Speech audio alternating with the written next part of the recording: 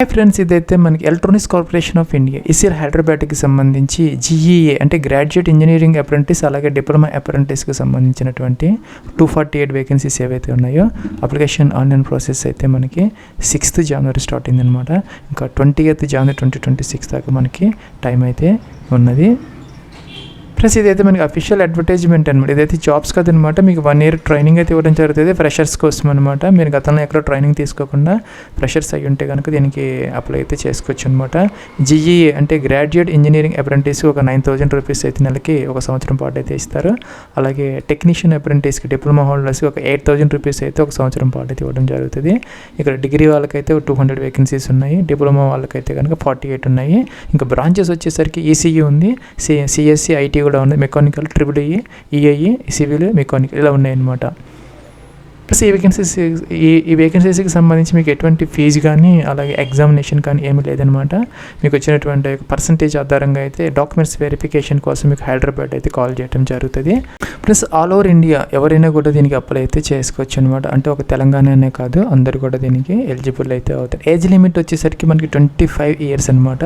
Cut off date వచ్చేసరికి 31st December 2025. ఇంకా SC ST వాళ్ళకి 5 years కాబట్టి 30 years, OBC NCL వాళ్ళకి 3 years కాబట్టి 28, పీడబ్ల్యూడీ క్యాండిడేట్స్ 10 years కాబట్టి వాళ్ళకి 35 years వరకు కూడా వాళ్ళకు కూడా అవకాశం అయితే ఉంటుంది అనమాట. ఇంకా చూసుకుంటే కనుక మనకి ఎసెన్షియల్ క్వాలిఫికేషన్ అనమాట. BE BTech లేదంటే డిప్లొమా ఏవైతే ఉన్నాయో ఆ బ్రాంచెస్లో మీరు 1 April 2023 ఆ తర్వాత పాస్ అయినటువంటి పాస్వర్డ్స్ అందరూ కూడా దీనికి ఎలిజిబుల్ అయితే అవుతారు. దానికన్నా ముందు వాళ్ళు అయితే దీనికి ఎలిజిబిలిటీ అయితే లేదనమాట. ఓన్లీ ఫ్రెషర్స్ కోసం అయితే ఈ యొక్క నోటిఫికేషన్ అయితే మనకి ఇష్యూ చేయడం జరుగుతుంది. ఇంకా అప్లికేషన్ ఆన్లైన్ ప్రాసెస్కి సంబంధించి NATSలో తప్పనిసరిగా కూడా అందరూ కూడాను దీనికి అప్లై చేసేవాళ్ళు మొదట రిజిస్టర్ అయితే అవ్వాలి. 100% ప్రొఫైల్ కంప్లీట్ చేసుకున్న తర్వాత ఇక్కడ చిన్న అప్లికేషన్ ఫామ్ ఇచ్చారు వీళ్ళు, అది ఫిల్అప్ చేసుకుంటే అయిపోతుంది. ఎటువంటి ఫీజు కానీ ఎగ్జామినేషన్ కానీ ఏమీ లేదనమాట. ఇంకా మనం NATS 2.0 ఎన్రోల్మెంట్ కోసం ఒక వీడియో అయితే చేసాం గతంలో, అది మీరు చూసుకుంటే కనుక ఈజీగా మీరు దీంట్లో ఫ్రీగా అయితే చేసుకోవచ్చు అనమాట. ఎవరైతే ఎన్రోల్మెంట్ చేసుకోలేదో ఆల్రెడీ చేసుకున్న వాళ్ళకైతే ఒక ఎన్రోల్మెంట్ నెంబర్ అయితే ఉంటుంది మీ దగ్గర, అది దగ్గర పెట్టుకొని ఈ చిన్న ఫామ్ కనుక మీరు కంప్లీట్ చేసుకుంటే సరిపోతుంది అనమాట. ఇదైతే మనకి 01/2026 నోటిఫికేషన్ గ్రాడ్యుయేట్ అప్రెంటిస్ అలాగే డిప్లొమా అప్రెంటిస్కి సంబంధించి NATS ఎన్రోల్మెంట్ నెంబర్ ఇక్కడ వేయాలన్నమాట. మీరు ఆ యొక్క స్టూడెంట్స్ లాగిన్ అయిపోతే మీకు లెఫ్ట్ సైడ్ టాప్లో ఉంటుంది ఆ నెంబర్ అనేది, ఇక్కడ ఎంటర్ చేసి సరిపోతుంది. క్యాండిడేట్స్ నేమ్, మీ నేము అలాగే మీకు ఫాదర్స్ నేమ్ అలాగే మీకు మదర్స్ నేమ్, జెండర్ మీరు మేలా ఫీమేలా బోత్ ఆర్ ఎలిజిబుల్ అనమాట. డేట్ ఆఫ్ బర్త్ ఇప్పుడు చెప్పామన్నమాట. దీనికి సంబంధించి 25 years అనమాట ఏజ్ కట్ ఆఫ్. ఇంకా ఏజ్ రిలాక్సేషన్స్ అప్లికబుల్ అయితే అవుతాయి. సో అలాగే ఆధార్ కార్డ్ నెంబర్ అలాగే మీకు మొబైల్ నెంబర్, ఈమెయిల్ ఐడి అలాగే కరెంట్ అడ్రస్ అనమాట. ఇక్కడ వరుసగా ఎంటర్ అయితే చేసుకోవచ్చు ఒకే బాక్స్లను. డొమిసైల్ అంటే మీరు ఎక్కడైతే పర్మనెంట్ రెసిడెంట్గా ఉన్నారో, ఒకవేళ మీరు తెలంగాణ స్టేట్ వాళ్ళైతే తెలంగాణ తీసుకోవచ్చు. అదర్ దాన్ తెలంగాణ అయితే కనుక కింద అదర్స్ అనే ఆప్షన్ కూడా మనకి ఉన్నదన్నమాట. డిస్ట్రిక్ట్ నేమ్, మీరు ఏ డిస్ట్రిక్ట్ నుంచి అప్లై చేస్తున్నారు అలాగే మీ కేటగిరీ ఏంటి, జనరల్ అయితే GEN అలాగే EWS OBC SC ST అన్నీ ఉన్నాయన్నమాట. PWD క్యాండిడేట్స్ అయితే ఎస్ పెట్టుకోవాలి.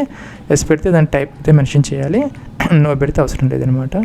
సో ఇంకేంటంటే ఇక్కడ బ్రాంచ్ అంటే ఇందాక చెప్పినట్టుగా మనకి ఇక్కడ ఇవైతే ఉన్నాయి కదా, మన 7 branches అయితే ఉన్నాయి. ESC IT మెకానికల్ ఇవ్వాలి. మీరు దేంట్లో అయితే BE BTech లేదంటే డిప్లొమా చేసి ఉన్నారో, ఫ్రెషర్స్ అయ్యి ఉన్నారో 1 April 2023 ఆ తర్వాత చేసిన వాళ్ళు, ఎక్కడ అప్రెంటిస్ ట్రైనింగ్ తీసుకుని వాళ్ళు ఇక్కడ మీరు దీనికి ఎలిజిబుల్ అవుతారు కాబట్టి ఆ బ్రాంచ్ సెలెక్ట్ అయితే చేసుకోవాలన్నమాట. ఇన్స్టిట్యూట్ నేమ్ అంటే కాలేజీ నేమ్ అనమాట. డిప్లొమా డిగ్రీ BE BTech ఎక్కడ చేశారు అనేది ఇక్కడ మనం మెన్షన్ అయితే చేయాలన్నమాట. అలాగే ఇన్స్టిట్యూట్ సిటీ, ఆ యొక్క కాలేజీ ఏ సిటీలో ఉన్నది అనేది, అలాగే డిప్లొమా ఇంజనీరింగ్ అంటే డిప్లొమా వాళ్ళైతే పై ఆప్షన్ తీసుకోవాలి, BE BTech వాళ్ళైతే కింద ఆప్షన్ తీసుకోవాలన్నమాట.